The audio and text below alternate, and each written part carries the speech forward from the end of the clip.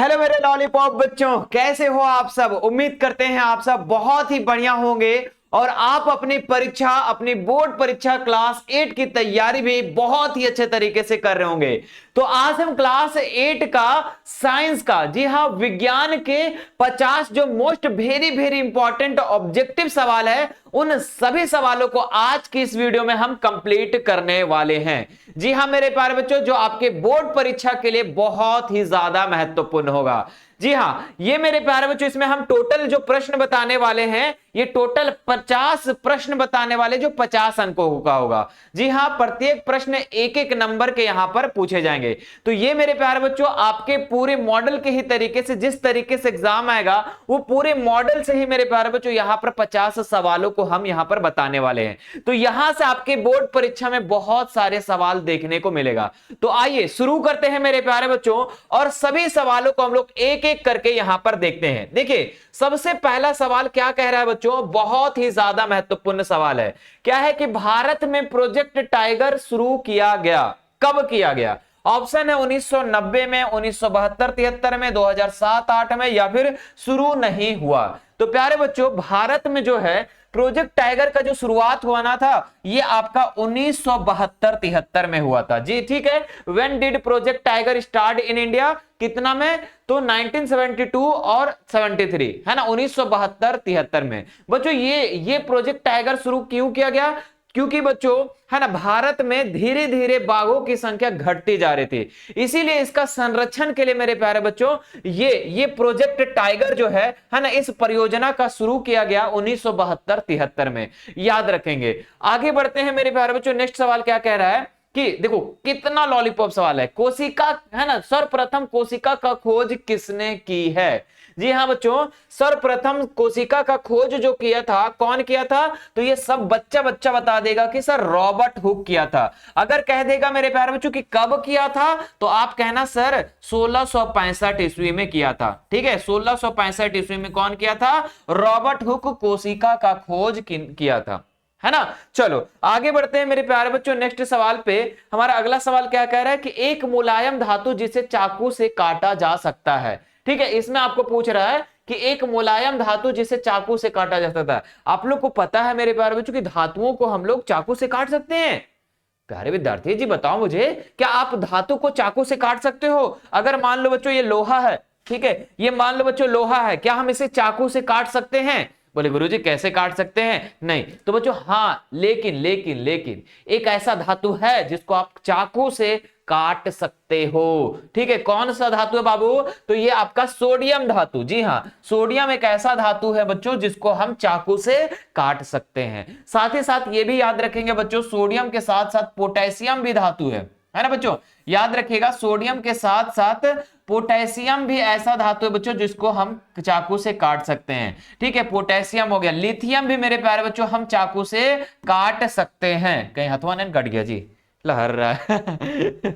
चलो आगे बढ़ते प्यारे बच्चों। अच्छा, एग्जाम में अगर आ जाए कि कौन सा ऐसा धातु है जो कमरे के ताप पर पानी ही पानी होता है, द्रव अवस्था में होता है। बोले सर कोई धातु कैसा हो सकता है सर पानी पानी जैसा हो? हाँ बाबू, ऐसा हो सकता है। वो कौन सा धातु है? पारा। पारा एक ऐसा धातु है जो कमरे के ताप पर द्रव अवस्था में होती है। तो बच्चों ये भी बहुत वेरी वेरी इंपॉर्टेंट सवाल है। ठीक है, एग्जाम में पूछा जाता है। चलिए अगला सवाल की तरफ बढ़ते हैं प्यारे बच्चों। नेक्स्ट सवाल क्या कह रहा है कि निम्नलिखित में कौन सी ऐसी धातु है जिसके विद्युत लेपन के द्वारा किसी वस्तु की चमक को बढ़ाया जा सकता है ना। लोहा, क्रोमियम, तांबा, एल्युमिनियम। तो कौन सा धातु है बच्चों? यहां पर कह रहा है which of the following is a metal whose है ना electroplating can increase the shining of the object. जी हाँ बच्चों, किसी भी ऑब्जेक्ट को, किसी भी वस्तु को अगर हम इसमें विद्युत लेपन कर दे तो वो क्या करने लगेगा? चमकने लगेगा, है ना। तो ये मेरे प्यारे बच्चों क्रोमियम। जी हाँ, धातुओं पर अगर हम क्रोमियम का लेपन कर देते, जैसे आप साइकिल का रिम देखे होंगे, साइकिल का घंटी देखे होंगे, नल वगैरह देखे होंगे, है ना बच्चों, नल वगैरह भी देखे होंगे। यहां पर नजर नहीं आ रहा वरना हम दिखा देते हैं। तो ठीक है, देखो हमारा जो दरवाजा है उसमें बच्चों सिटकिनी है, ठीक है, वो भी क्या है? विद्युत लेपन किया हुआ जाता है। ठीक है, तो ये क्रोमियम से बच्चों, ये क्रोमियम धातु उसमें क्या किया जाता है? चढ़ाया जाता है ताकि वो चमके, है ना, उस ऑब्जेक्ट में साइन आ जाए, है ना। तो ऑप्शन नंबर 20 का राइट आंसर हो जाएगा। प्यारे विद्यार्थी जी, मेरे प्यारे लॉलीपॉप बच्चों, अगला सवाल क्या कह रहा है कि संचरणीय रोगों का सबसे मुख्य कारक कौन है? चींटी, ड्रैगन मक्खी, मकड़ी, घरेलू मक्खी। बोले सर ये संचरणीय रोग किसको कहते हैं? प्यारे विद्यार्थी जी, संचरणीय रोग उसको कहते हैं जो एक जगह से दूसरे जगह को फैलाता है। जी हाँ बच्चों, तो यहां पर कौन ऐसा जीव है जो संचरणीय रोग का सबसे मुख्य कारक है, मतलब कि रोगों को एक जगह से दूसरे जगह फैलाता है? तो बोले सर ये जो है ना घरेलू मक्खी, घर वाला जो मक्खी होता है ना सर, यही बीमारी को फैलाता है। हाँ बाबू, ऑप्शन नंबर डी इसका राइट आंसर हो जाएगा। मान लो ये मक्खी क्या किया, मान लो गंदगी में बैठ गया, अब वहां पे जो गंदगी है बच्चों वो गंदगी को उठाया, उसके शरीर में चिपक गया, है ना, मक्खी के शरीर में चिपक गया। अब वहां से फिर बैठ करके हमारा खनवा में बैठ गया। अब खनवा में बैठ गया तो खनवा बच्चों हम लोग खाएं, है ना, खनवा खाएं तो क्या हुआ, हमारी जो गंदगी है, जो हमारे कीटाणु है, वो हमारे पेट में चले गए। उससे क्या होगा बच्चों, उससे हम बीमार पड़ जाएंगे। तो ये संचरणीय रोग का सबसे मुख्य कारक घरेलू मक्खी है। समझ में आया? हाँ बच्चों, मैं बच्चों आप लोग को पता है हर सवालों को पूरा एक्सप्लेन करके बताता हूं, ठीक है, एकदम बच्चा की तरह बताता हूं। जी हाँ, आपको हाथ पकड़ करके समझाऊंगा, है ना, चाहे मैथ हो, चाहे साइंस हो, हिंदी, इंग्लिश, कोई भी सब्जेक्ट हो बच्चों, आपको बिल्कुल भी निश्चिंत रहना है, क्योंकि कैप सर आपके साथ है, मिशन 2 वाले सर आपके साथ है। बिल्कुल आपको प्यार से प्यार भरा मस्त से मस्त पढ़ाएंगे, है ना, और गर्दा उड़ा देंगे। बच्चों आप लोग तो अभी बच्चे हो ना, आप लोग तो क्लास 8 में हो ना बाबू, ठीक है, अभी जब 9th में जाओगे, 10th में जाओगे तो भाई गर्दा उड़ा देंगे हम लोग, धुआं धुआं कर देंगे। अभी आप लोग को हाथ पकड़ के समझा रहे बच्चों, क्योंकि अभी तो ही बेस मजबूत करना है। बेस मजबूत हो जाएगा तो हम 10 में गर्दा उड़ा देंगे, है ना बच्चों। देखो हमने बच्चों आप लोग को आपने सुना भी होगा, मिशन 2 का नाम आप लोगों ने सुना होगा कि क्लास 10 में बच्चे किस तरीके से टॉपर निकलते हैं। तो बच्चों क्लास 9th के भी बच्चे टॉपर निकलेंगे इस बार, है ना, 10th के बच्चे भी निकलेंगे, आप भी निकलोगे, है ना। आप लोग बच्चों बस क्या करो, कंप्लीट करो जो भी मैं वीडियो करवा रहा हूं बच्चों, जो भी आपको जो वीडियो दे रहा हूं क्लास 8 की तैयारी के लिए, बस उसको बढ़िया से कंप्लीट करो, एक्सप्लेनेशन के साथ करो। ऐसा ना कि बस एकदम रट कर चल जाओ, है ना। रट करके भी जाओगे तो बहुत सारे ऐसे प्रश्न डायरेक्ट भी आते हैं, लेकिन बच्चों मैं चाहता हूं कि आपको अच्छे से समझ में आ जाए, ठीक है। तो एक बात, यही बात पर एक वीडियो लाइक कर देंगे बच्चों, और नीचे एक प्यारा सा कमेंट कर देंगे कैफ सर, बाकी जो भी आपको लिखना होगा जिंदाबाद या फिर कैफ सर का अच्छा लगता है पढ़ाई, जो भी अच्छा लगता है वो आप हमें नीचे कमेंट बॉक्स में जरूर बताना। प्यारे बच्चों अगला सवाल क्या कह रहा है यहां पर कि निम्न में से कौन जंतु, है ना, जरायुज है। जरायुज कौन है बच्चों, ये आपको पूछ रहा है ना। मनुष्य, मुर्गी, कौवा, बत्तख। जी हाँ बच्चों, यहां पर आप देख सकते हैं, यहां पर आपका इंग्लिश में भी क्वेश्चन लिखा गया है, आप इंग्लिश में भी देख सकते हैं, विच ऑफ द फॉलोइंग द, है ना, कहां चला गया पीएन महाराज जी, ये रहा, ठीक है। तो जरायुज किसको कहते हैं बाबू, तो जरायुज उसको कहते हैं जो डायरेक्ट शिशु को जन्म देते हैं, जो बच्चे को जन्म देते हैं, उसको जरायुज कहते हैं, है ना। तो बताओ, है ना बच्चों, मनुष्य शिशु को जन्म देता है, मुर्गी, कौवा या बत्तख। तो प्यारे बच्चों ये मुर्गी अंडा देता है, कौवा भी अंडा देता है, बत्तख भी अंडा देता है, लेकिन मनुष्य मेरे प्यारे बच्चों डायरेक्ट क्या करते हैं, शिशु को जन्म देते हैं। क्या देते हैं, बच्चे को जन्म देते हैं। तो ये जरायुज हो जाएगा, ठीक है। मनुष्य क्या हो जाएगा बच्चों, जरायुज हो जाएगा। और बच्चों ये तीनों जो है ना, ये मुर्गी हो गया, कौवा हो गया, बत्तख हो गया, बच्चों ये तीनों क्या है, तो ये अंड प्राजक है। क्या है, अंड प्राजक, है ना, याद रखिएगा, एग्जाम में आ जाए कि बताइए इनमें से कौन अंड प्राजक है। तो जो अंडे देने वाले हैं, देखो ये सब क्या करते हैं, पहले अंडा देते हैं, फिर इसको क्या करते हैं बच्चों, इसको अंडे दे करके फिर उस पर बैठते हैं, और उसके बाद फिर उसको चूजा निकलता है उससे। तो ये जो अंडे देते हैं वो उसको अंड प्राजक कहेंगे, जो डायरेक्ट शिशु को जन्म देते हैं, बच्चे को जन्म देते हैं, उसको हम क्या कहेंगे, उसको हम प्यारे बच्चों जरायुज कहेंगे। जैसे बकरी हो गया, गाय हो गया, डायरेक्ट क्या कर रहे हैं, बच्चे को जन्म दे रहे हैं, तो जो बच्चे को जन्म देते हैं उसको जरायुज कहेंगे। आगे बढ़ते प्यारे विद्यार्थी जी, नेक्स्ट सवाल क्या कहता है कि शुष्क मौसम में बालों में कंघी करने पर वह बिखर जाता है, इसके लिए कौन सा बल उत्तरदायी है ना। स्थिर गुरुत्व बल, स्थिर वैद्युत बल, घर्षण बल, चुंबकीय बल। तो प्यारे बच्चों आपको बताना है कि व्हेन द, है ना, camping here the dry weather the, है ना, स्कैटर्स, है ना, which of force responsible for this. बच्चों यहां पर कह रहा है कि शुष्क मौसम में, ठंडे के मौसम में हम बालों में कंघी करते हैं, है ना बच्चों। कंघी मेरा कहां चल गया जी, देखो हम अगर बच्चों इस तरीके से क्या करते हैं, कंघी करते हैं। अब इस कंघी में मेरे प्यारे बच्चों क्या होते हैं, बाल चिपक जाते हैं, है ना, कंघी बिखर जाता है। और इस बाल का उत्तरदायी बल का कौन सा बल उत्तरदायी बच्चों, तो स्थिर वैद्युत बल, है ना। आप लोग देखते हो कंघी करते हो तो बलवा इधर उधर फेंका जाता है, ऐसा कैसे होता है बच्चों, तो ये स्थिर वैद्युत बल के कारण। या फिर ऐसे समझो ना बच्चों, ये पेन है ना, ऐसे ऐसे करो और ऐसे क्या करो, मान लो कि देखो कि इसमें क्या कौन सा गुण आया, स्थिर वैद्युत बल आया कि नहीं आया। तो यहां पर क्या करो, बुरादा स्टेप से या फिर कुछ धूल उकर और ऐसे करो तो आ जाएगा उसमें, है ना। तो इससे समझ में आता है बच्चों स्थिर वैद्युत बल। आगे बढ़ते हैं, है ना, इलेक्ट्रिक उसमें आ जाता है फोर्स। बच्चों अगला देखिए क्या कह रहा है कि निम्नलिखित में किस ईंधन का उष्मीयमान सबसे अधिक होता है, मतलब कौन सबसे ज्यादा गर्म होता है, किसका उष्मीयमान सबसे ज्यादा होता है, लकड़ी का, केरोसिन का, एलपीजी का या हाइड्रोजन का। कौन जब जलता है तो वो सबसे ज्यादा उष्मा देता है भाई, है ना। तो लकड़ी मेरे प्यारे बच्चों, लकड़ी नहीं होगा, केरोसिन नहीं होगा, एलपीजी नहीं होगा, हाइड्रोजन, हाइड्रोजन इसका राइट आंसर हो जाएगा बच्चों। हाइड्रोजन का जो उष्मीयमान होता है ना बहुत ज्यादा होता है, ठीक है। अगर ऑप्शन में हाइड्रोजन ना रहा, ठीक है, मान लो इस जगह में और भी कुछ और दे दे, तो उस समय एलपीजी हो जाएगा। एलपीजी सुन जानते हो ना, एलपीजी मेरे प्यारे जो लिक्विड पेट्रोलियम गैस, जो आप अपने घरों में गैस का जो प्रयोग करते हैं वो एलपीजी गैस होता है। जो घर में आप लोग गैस आता है जी, उसके अंदर एलपीजी होता है, तो वो भी उसमें मान उसका अधिक होता है, ठीक है, उसका भी उसमें मान। देखते हैं बच्चों कि लकड़ी एकदम इतना इतना आग जलता है, फिर खाना उतना ही टाइम पर बनता है, लेकिन एलपीजी गैस में जो बच्चों इतने से जलता है लेकिन खाना जल्दी बन जाता है। तो इसका मतलब क्या हुआ कि उसका उष्मीयमान ज्यादा है लकड़ी से, है ना। लेकिन यहां पर हाइड्रोजन इसका राइट आंसर है, हाइड्रोजन जो है एलपीजी से भी ज्यादा है ना, याद रखना। आगे बढ़ो बाबू, अगला सवाल क्या है, इनमें से कौन सा गुणसूत्र शिशु के नर लिंग का निर्धारण करता है। नर, नर मतलब बच्चों पुरुष, लड़का, लड़का बात किया जा रहा है, तो लड़का का निर्धारण बच्चों किस लिंग निर्धारण से होता है, तो जो एक्स और वाई होता है। प्यारे बच्चों आप लोगों को पता होगा कि स्त्रियों में, है ना बच्चों, स्त्री में जो होता है वो एक्स और एक्स होता है ना, और पुरुष में मेरे प्यारे बच्चों, पुरुष में क्या होता है, एक्स और वाई होता है ना बच्चों। ये आप लोग को सब बच्चों को पता होगा। और ये जब एक्स और एक्स मिलता है बच्चों, तो ये एक्स एक्स होता है जब लड़की का जन्म होता है, ठीक है। और जब मेरे प्यारे बच्चों इसका वाई और इसका एक्स मिलता है ना, एक्स और वाई मिलता है तो लड़के का जन्म होता है, ठीक है। तो लंग, है ना, लड़का मतलब नर बच्चों, है ना, और लड़की मतलब कि मादा, है ना। तो नर के लिए बच्चों किस किस चीज का है, तो इसके लिए कौन सा लिंग निर्धारण बच्चों, तो ये एक्स और वाई, है ना। कौन सा गुणसूत्र, तो एक्स और वाई, याद रखना।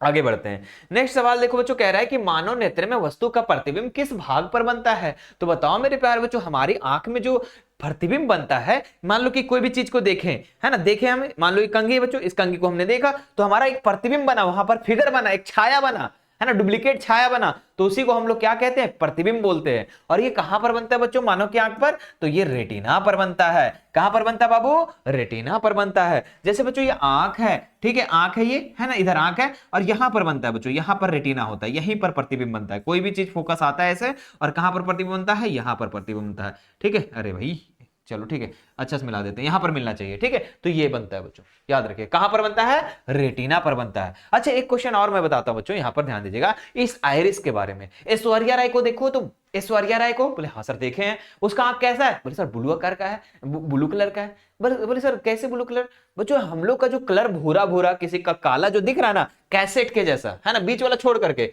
जो साइड साइड में इस तरीके से आंख में दिख रहा है, वो किसी का भूरा होता है, किसी का काला होता है, उसी को आइरिस कहते हैं। तो एग्जाम में अगर आ जाए कि आंख के रंगीन भाग को क्या कहते हैं, तो कह देना आइरिस कहते हैं। समझ में बच्चों, हमें हर चीजों को बताऊंगा, हर चीजों को बताऊंगा, बस आपको धीरे धीरे चीजों को लेते चले जाना है, ठीक है। उसके बाद आप हीरो नहीं बन जाओगे ना, तो मुझे कह देना, है ना, कहना कि मास्टर जी एकदम बेकार पढ़ाया था, एक बार कह देना फिर, ठीक है। चलो अगला सवाल देखो बच्चों, कह रहा है ना, बहुत ही महत्वपूर्ण सवाल, खरीफ फसल और रबी फसल का एग्जाम में बहुत बार आता है सवाल, ठीक है। खरीफ फसल का उदाहरण है गेहूं, चना, आलू, धान। बच्चों खरीफ फसल उसको कहते हैं मेरे प्यारे बच्चों, ये धान इसका राइट आंसर हो जाएगा। बाकी सभी के सभी मेरे प्यारे बच्चों रबी फसल है। क्या है, सभी के सभी रबी फसल है। ये धान जो है मेरे प्यारे बच्चों, ये क्या है, खरीफ फसल है।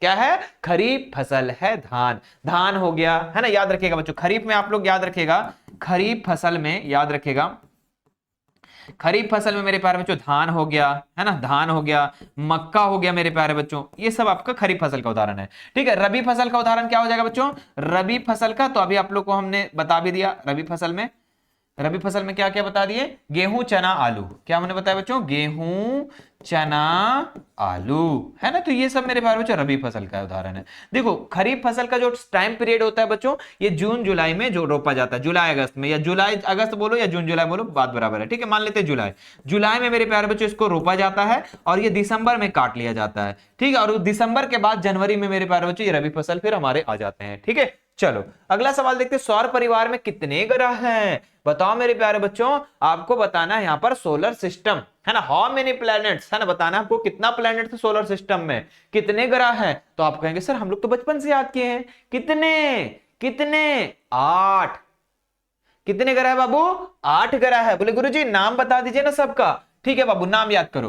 पहला मेरे प्यारे बच्चों बुध, है ना, बुध। बुध के बाद मेरे प्यारे बच्चों शुक्र हो जाएगा। शुक्र के मेरे प्यारे बच्चों क्या हो जाएगा? पृथ्वी हो जाएगा।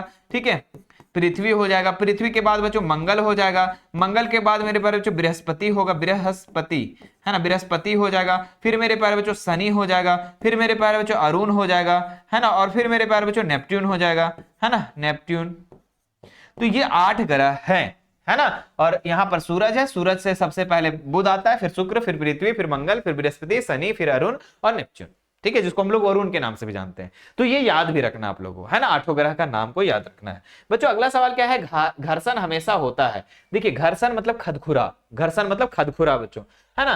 तो घर्षण किस में ज्यादा होगा? घर्षण क्या हानिकारक है? हाँ बच्चों, हानिकारक हो सकता है घर्षण।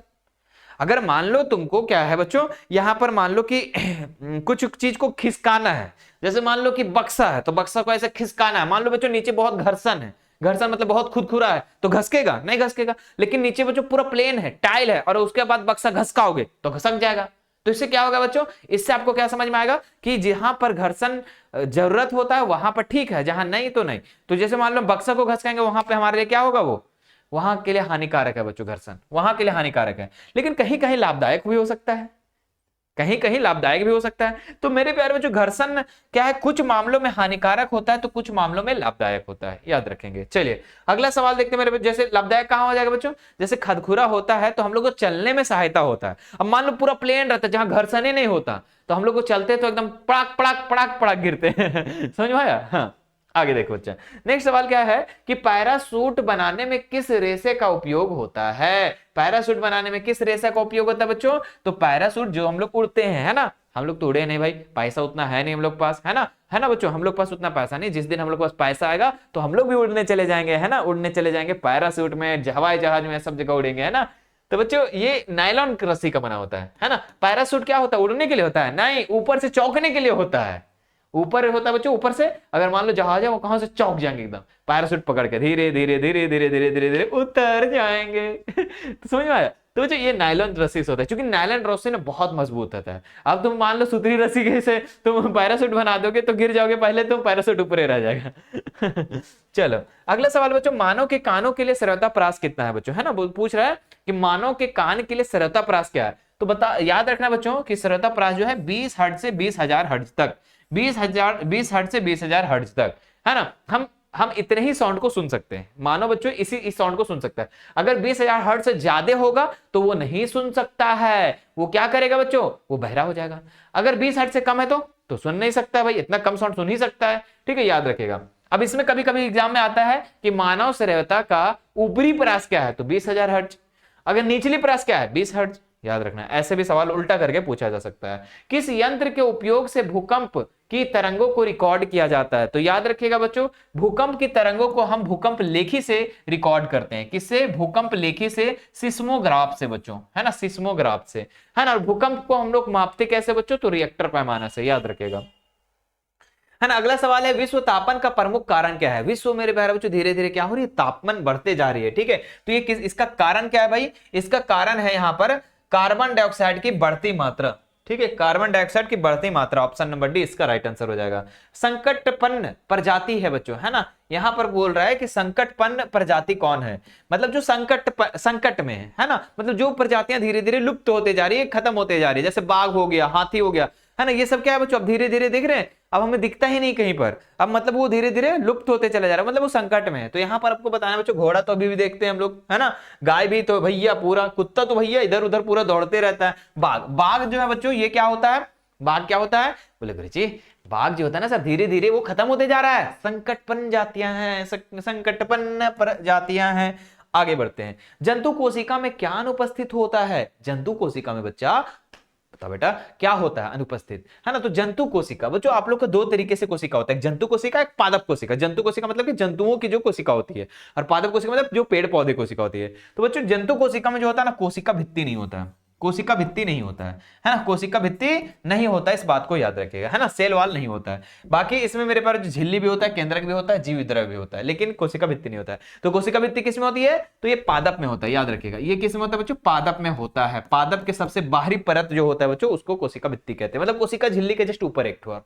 ठीक है, आगे बढ़ते प्यारे बच्चों, जल के शुद्धिकरण में किस आधातु का उपयोग किया जाता है, जल का शुद्धिकरण में किस आधातु का प्रयोग किया जाता है, तो प्यारे बच्चों जल को शुद्ध करने के लिए हम क्लोरीन धातु का उपयोग करते हैं, तो ऑप्शन नंबर बी इसका राइट आंसर हो जाएगा। विश्व के पहले प्रतिजैविक का नाम क्या है बच्चों, बताओ। टेट्रासाइक्लिन है ना, स्ट्रेप्टोमाइसिन, एरिथ्रोमाइसिन या पेनिसिलिन। तो प्यारे बच्चों विश्व का जो सबसे पहले प्रतिजैविक यानी एंटीबायोटिक है ना, एंटीबायोटिक जो दवा है बच्चों, सबसे पहला कौन था, तो ये पेनिसिलिन था बच्चों, है ना, पेनिसिलिन। अभी बोलेंगे सर इसका खोज कौन किया था, तो इसका खोज किया था एलेक्जेंडर, है ना, एलेक्जेंडर बच्चों, है ना, एलेक्जेंडर फ्लेमिंग, है ना बच्चों, इसका खोज कौन किया था, एलेक्जेंडर फ्लेमिंग किया था। बोले गुरुजी कब किया था, तो 1928 में किया था, याद रखेगा। पेनिसिलिन बच्चों ये एक एंटीबायोटिक दवा था और दुनिया की विश्व के पहली एंटीबायोटिक दवा इसी का खोजा गया था, और कौन किया जाता, एलेक्जेंडर फ्लेमिंग खोजा था, 1928 में खोजा था, है ना। अभी हम लोग खाते हैं ना एंटीबायोटिक दवा, ये चीज। पानी में मेरे प्यारे बच्चों हाइड्रोजन और ऑक्सीजन का अनुपात कितना होता है, तो पानी का सूत्र क्या होता है बाबू, H2O, है ना, हाइड्रोजन कितना है बाबू 2 है, ऑक्सीजन कितना है 1 है। ठीक है, इस तरीके से भी हम लोग कर सकते हैं, तो 2:1 है ना, 2:1, इसका ऑप्शन नंबर 1 इसका राइट आंसर हो जाएगा। अगला सवाल देखते हैं बच्चों, क्या है कि निम्न में से किस जीव में द्विखंडन के द्वारा जनन होता है, मतलब कि एक मेरे प्यारे बच्चों इस तरीके से एक जीव है ना, एक जीव है और ये फिर पट करके 2 भाग में बट गया। ठीक है, ये क्या हो गया, 2 भाग में बट गया, तो ये क्या हो रही है, द्विखंडन। ये किस में होता है बच्चों, तो याद रखिएगा अमीबा में होता है। अमीबा में क्या होता है, द्विखंडन होता है, याद रखना, अमीबा में द्विखंडन होता है बच्चों, है ना। द्रव का दबाव गहराई के बढ़ने से क्या होता है, अगर द्रव का जो दबाव है वो गहराई के बढ़ने से क्या होता है, बढ़ जाता है बच्चों, गहराई, है ना, जो द्रव का दबाव जो है ना ये गहराई बढ़ने से बढ़ जाता है, ऑप्शन नंबर बी इसका राइट आंसर हो जाएगा। ईंधन के उसमें मान का मात्रक क्या होता है, बताएंगे, केजी होता है, किलोजूल होता है, किलोजूल पर केजी होता है, या फिर के और के पर जी होता है। तो प्यारे बच्चों ये आपका किलोजूल केजी हो जाएगा। ठीक है, क्या हो जाएगा, ईंधन का उसमें मान जो है किलोजूल पर केजी होता है, इसका राइट आंसर।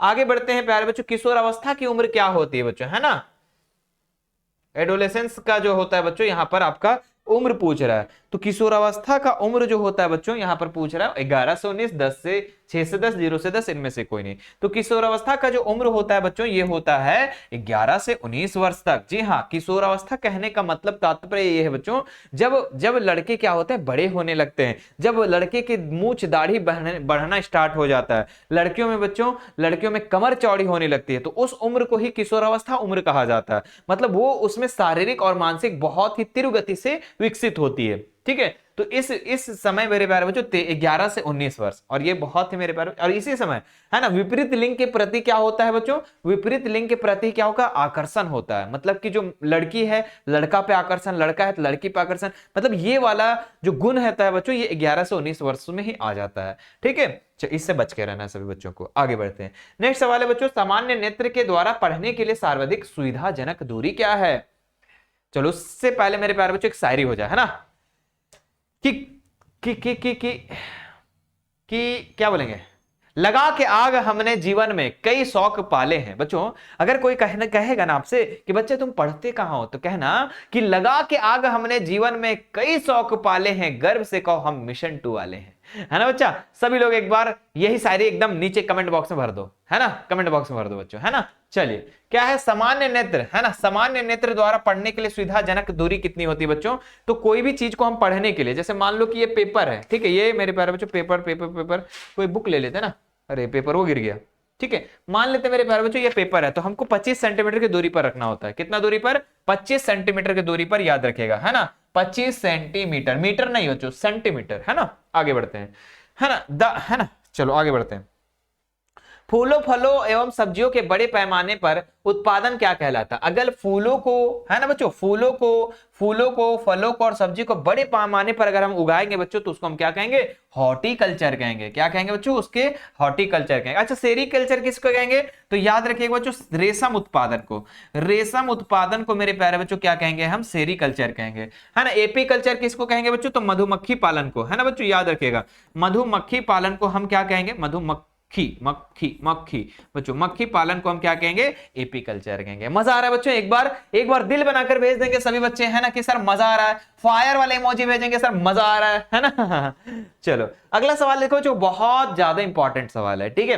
कह रहा है कि किस ग्रह को, सॉरी ग्रह किस ग्रह को प्रभात तारा अथवा संध्या तारा कहा जाता है? बच्चों, सुबह का तारा और शाम का तारा किसे कहा जाता है बच्चों? तो सुबह का तारा और शाम का तारा ऐसा ग्रह को कहा जाता है। कौन सा ग्रह का? बुध, पृथ्वी, बृहस्पति, शुक्र। तो शुक्र ग्रह को बच्चों, है ना, शुक्र ग्रह को ही क्या कहा जाता है? इसको मेरे प्यारे बच्चों, है ना, सुबह का तारा और शाम का तारा कहा जाता है। क्यों? क्योंकि मेरे प्यारे बच्चों सूर्यास्त के पहले ये दिखाई देता है और सूर्यास्त के बाद भी ये पश्चिम के साइड दिखाई देता है। नंगे आंखों से भी देखा जा सकता है कभी कभी, है ना। तो ये मेरे प्यारे बच्चों, अब शहर में नहीं देखेंगे लेकिन गांव वगैरह में आप देखा जा सकता है। कभी कभी कहते हैं ना, अरे आज 2 चांद कैसे दिख रहा है?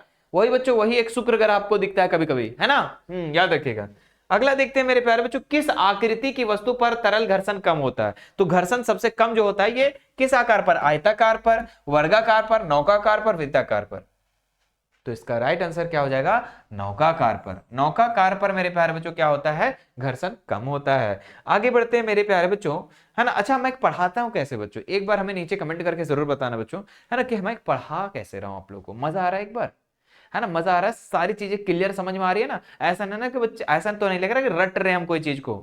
बच्चों मैं नहीं रटवाऊंगा, है ना, मैं आपको समझाने का प्रयास करूंगा, हर चीजों को समझाऊंगा। ऐसा समझाऊंगा ना कि आपको प्यार हो जाएगा पढ़ाई से, आपके साइंस से प्यार हो जाएगा, मैथ से प्यार हो जाएगा।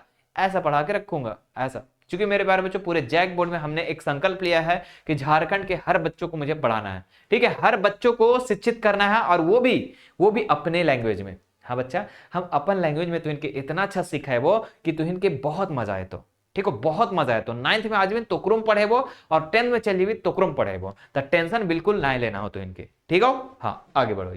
अगला सवाल है बाबू, का देवल कि पदार्थ की प्रक्रिया जैसे जीवाणु द्वारा अपघटित होता है क्या कहलाता है? ठीक है, तो जैव निम्नीकरण। बच्चों देखो, जो अपघटित हो जाता है ना, उसको क्या कहेंगे? जैव निम्नीकरण, अजैव निम्नीकरण या संश्लेषित तरह से अपघटक। तो प्यारे बच्चों, जो पदार्थ प्रक्रिया में जो जीवाणु अपघटित होता है उसको हम जैव निम्नीकरण कहलाते हैं। क्या कहते हैं? जैव निम्नीकरण कहलाते हैं। बच्चों आगे बढ़ते हैं, ठीक है।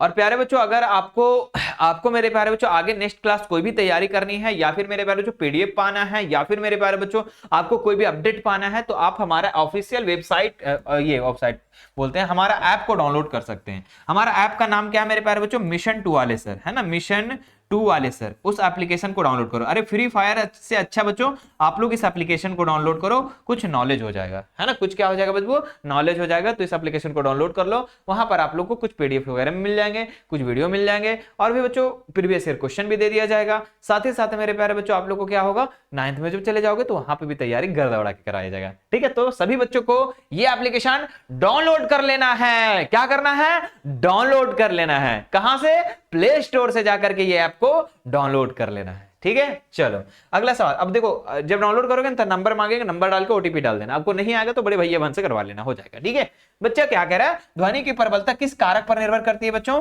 तो ध्वनि की प्रबलता, ध्वनि का साउंड जो बच्चों ज्यादा कब होता है, ठीक है। तो तारत्व, आयाम, शोर, इनमें से कोई आयाम पर बच्चों, जितना आयाम बढ़ेगा उसका उतना प्रबल होगा ध्वनि। ध्वनि मतलब आवाज, है ना, आवाज उतना प्रबल होगा।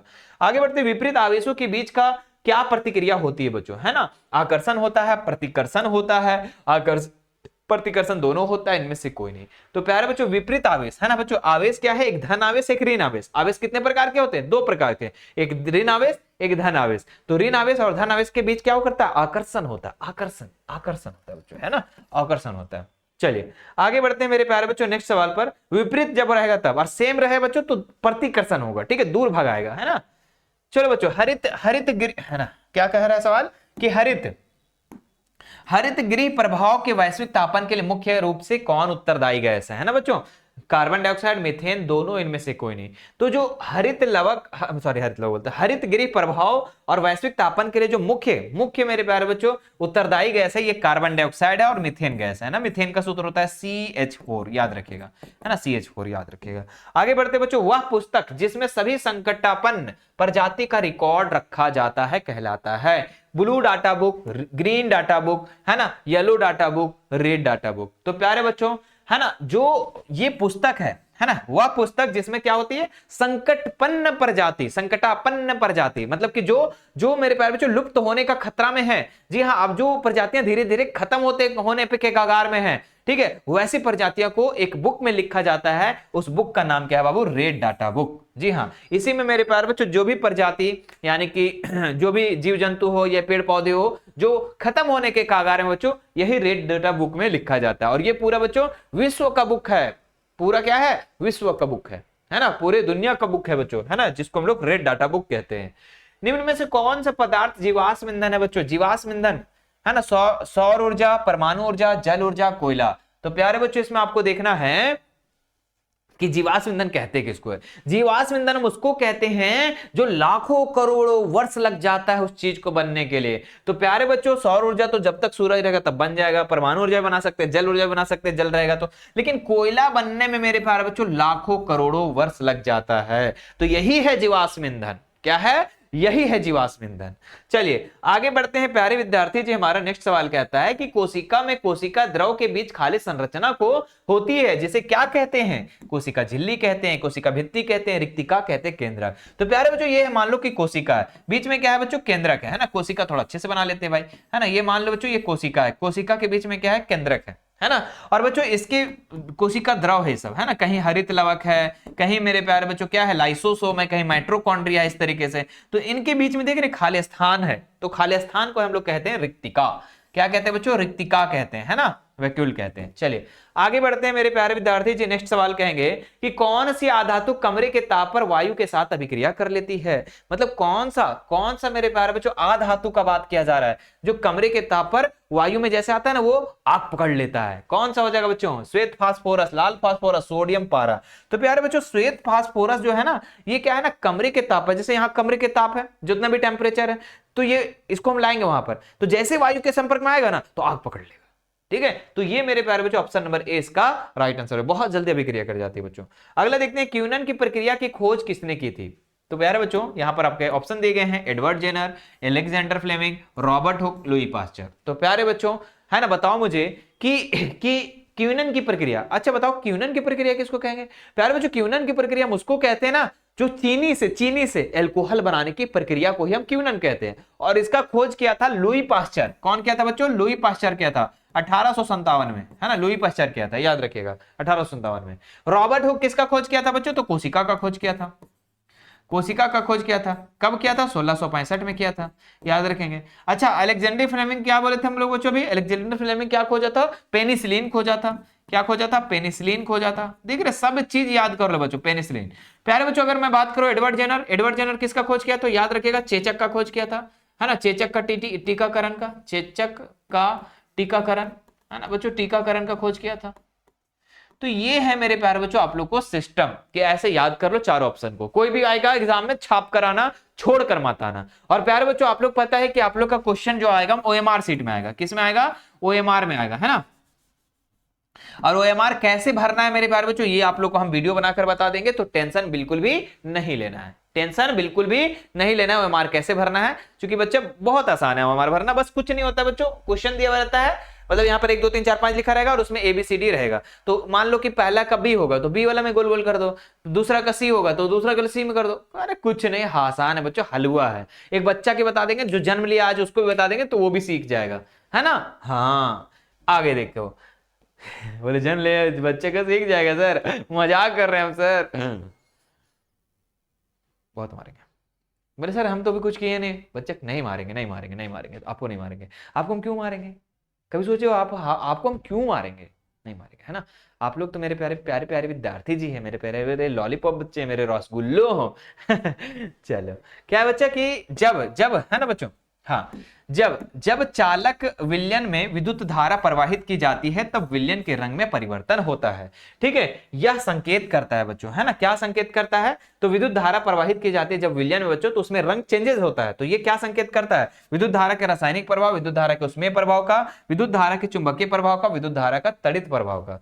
तो प्यारे बच्चों इसका राइट आंसर हो जाएगा विद्युत धारा के रासायनिक प्रभाव का, है ना। जब कोई विलयन है बच्चों, उसमें धारा प्रवाहित की जाती है तो उसका रंग चेंज होता है, तो ये रासायनिक प्रभाव का कारण दिखाता है। ठीक है, चलो अगला सवाल देखते हैं बच्चों। नेक्स्ट सवाल क्या है, विश्व में, है ना, विश्व में सर्वप्रथम एक भेड़ का क्लोन विकसित किया गया था जिसका नाम क्या था बच्चों, है ना। तो विश्व में सर्वप्रथम सबसे पहले एक भेड़ का क्लोन विकसित किया गया था जिसका नाम था बच्चों डॉली। याद रखिएगा, डॉली नाम था। क्या नाम था, डॉली नाम था। बारबी, चार्ली, डॉली, सिम्बिया, तो डॉली इसका राइट आंसर हो जाएगा, है ना। तरल है बच्चों, तरल, ठोस एवं द्रव दोनों, द्रव एवं गैस दोनों, ठोस एवं गैस दोनों, इनमें से कोई नहीं। तो प्यारे बच्चों तरल किसको कहते हैं, तो गुरुजी तरल जो कहते हैं बाबू, किसको कहते हैं, जो बहता है। तो बहता क्या है, ठोस कभी बहेगा ना, द्रव एवं गैस बहेगा, हाँ सर, द्रव भी बह जाएगा, गैस भी एक टाइम पे बह जाएगा, लेकिन प्यारे बच्चों ठोस नहीं बहेगा यहाँ पर, इनमें से कोई नहीं होगा नहीं। तो ऑप्शन नंबर बी इसका राइट आंसर हो जाएगा। प्यारे बच्चों अभी तक हम लोगों ने 42 क्वेश्चन को कर लिया है। अब हम लोग कितने क्वेश्चन को बच्चे करेंगे, 8 क्वेश्चन को, जो काफी ज्यादा महत्वपूर्ण है ना।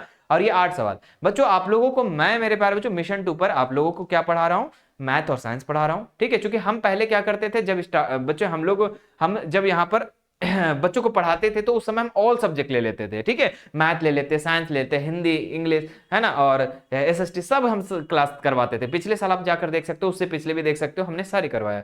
लेकिन अभी मेरे प्यारे बच्चों आप लोगों के लिए, आपकी तैयारी को बेहतर बनाने के लिए हमने अलग अलग टीचर को अपॉइंटमेंट दे दिया। ठीक है, सभी को हम बच्चों यहाँ पर लाए हैं आप लोगों की तैयारी के बेहतर बनाने के लिए। तो आपको हिंदी के टीचर भी मिल जाएंगे, आपको इंग्लिश के मिल जाएंगे, है ना, एसएसटी के भी टीचर मिल जाएंगे, और हम तो आपको मैथ साइंस पढ़ाएंगे ही पढ़ाएंगे। तो टेंशन बिल्कुल भी नहीं लेना बच्चों, है ना, हम सब मिल करके पढ़ाएंगे आप लोग को, और आप लोग क्या करोगे, धीरे धीरे अपने लक्ष्य की प्राप्ति करोगे, है ना।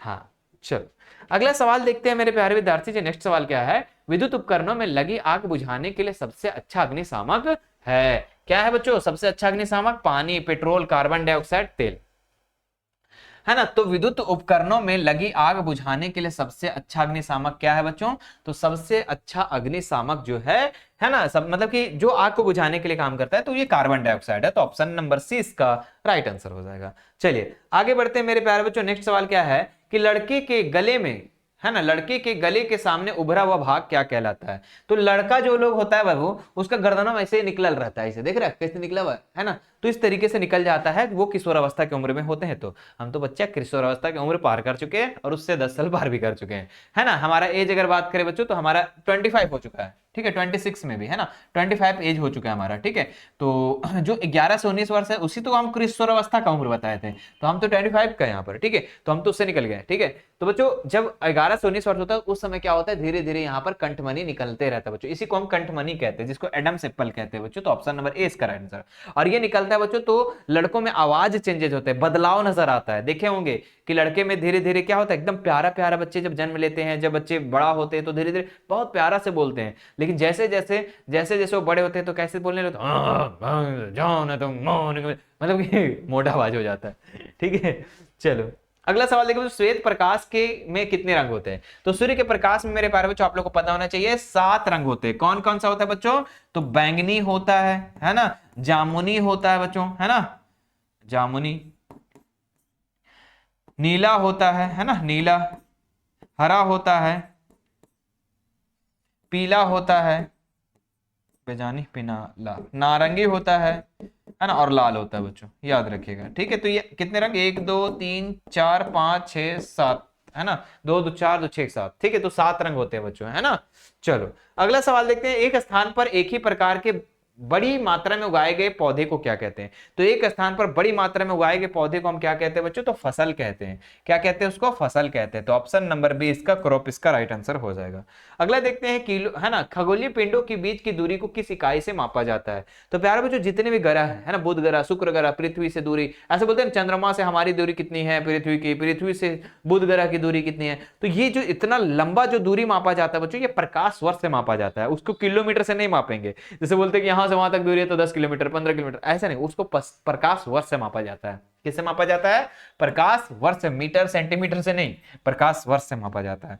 आगे देखते हैं मेरे प्यारे बच्चों, घर्षण चिकने सतहों की अपेक्षा रुखड़े सतहों पर क्या होता है? ज्यादा होता है। भाई चिकना सतह पर घर्षण क्या होता है? कम होता है। लेकिन रुखड़ा सतह पर कैसा होता है? जो खदखुरा जो जगह होता है वहां पर कैसा होता है? तो वो ज्यादा होता है बच्चों, है ना, अधिक होता है। ऑप्शन नंबर ए इसका राइट आंसर हो जाएगा। चलिए आगे बढ़ते हैं। अब हमारे पास मेरे प्यारे बच्चों 2 सवाल बचे हुए हैं, और 2 सवाल को करने से पहले मैं आपसे एक ही रिक्वेस्ट करूंगा बच्चों कि मेरा जो मुहिम है, मेरा जो संकल्प है कि झारखंड के हर बच्चों तक हमारा शिक्षा पहुंचनी चाहिए और हर बच्चों पढ़ना चाहिए। झारखंड के अब हर बच्चा क्या करेगा? मिशन 2 का नाम लेगा और हर बच्चा पढ़ेगा, है ना। कहां पढ़ेगा?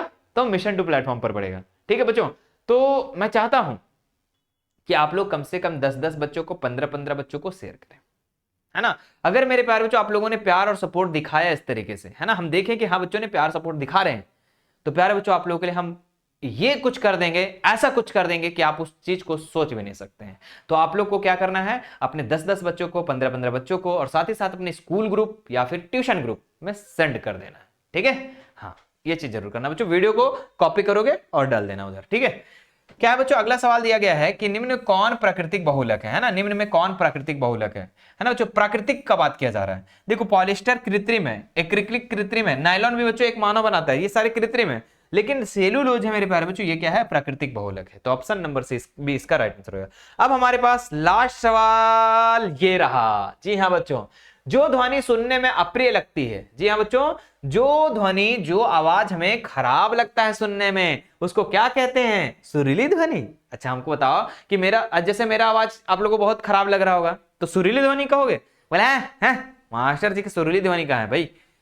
संगीत, क्या हम गाना गा रहे हैं? मैं रंग शरबतों का, तू मीठे घाट का पानी, मुझे खुद में घोल दे तू, तेरे हाथ बहुत बन जाने, तू एक मुसाफिर हो, मैं एक राह अनजानी। हाँ बच्चे, है ना। और भी ऐसे ऐसे बहुत सारे गाना है जो कि आप लोगों को क्लास के दौरान हम बहुत बार करवाएंगे। जब 9th-10th में आओगे तो आप, है ना, गर्दा उड़ा देंगे बच्चों, है ना। और याद रखना, ऐसा ना कि भूल जाना हमें। आप लोग पता है क्या करते हो? भूल जाते हो बच्चों, है ना, जो पढ़ते हो कहां पर और नाम कहीं और का ले लेते हो। तो बच्चों भूलना मत हमें, है ना, हमें नहीं भूलना बच्चों, है ना। भूल जाओगे ना, कहते ना कि आप हमें भूल जाओ हमें कोई गम नहीं।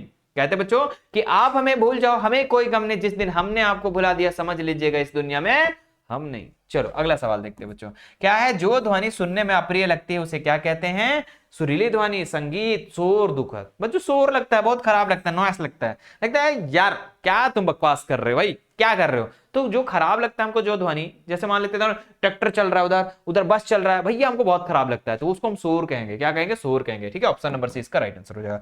तो ये था मेरे प्यारे बच्चों 50 महत्वपूर्ण सवाल जो आपके बोर्ड एग्जाम के लिए काफी ज्यादा महत्वपूर्ण है। अब यहां पर आपके 50 में से कितने उत्तर कर पाए हैं आप हमें कमेंट बॉक्स में जरूर बताएं। और प्यारे बच्चों ऐसे ही हमारे वीडियो बहुत सारा आपको मिलते रहेगा। ठीक है, तो इसलिए चैनल को सब्सक्राइब कर लेना है, बेल आइकन बटन को दबा लेना है और अपने सभी दोस्तों को शेयर कर देना है। ठीक है, और वीडियो को लाइक कर देना अगर अच्छा लगा है क्लास तो।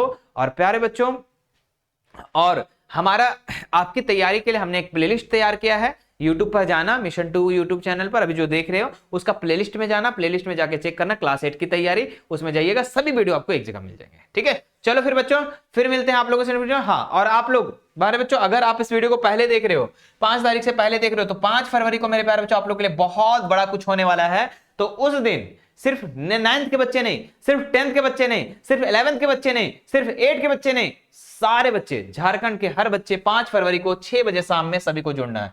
6 बजे शाम, है ना, 6 बजे शाम में क्या करना है? सभी बच्चों को जोड़ना है, क्योंकि बहुत ही बड़ा अनाउंसमेंट होने वाला है। चलिए फिर बाय बाय, टेक केयर।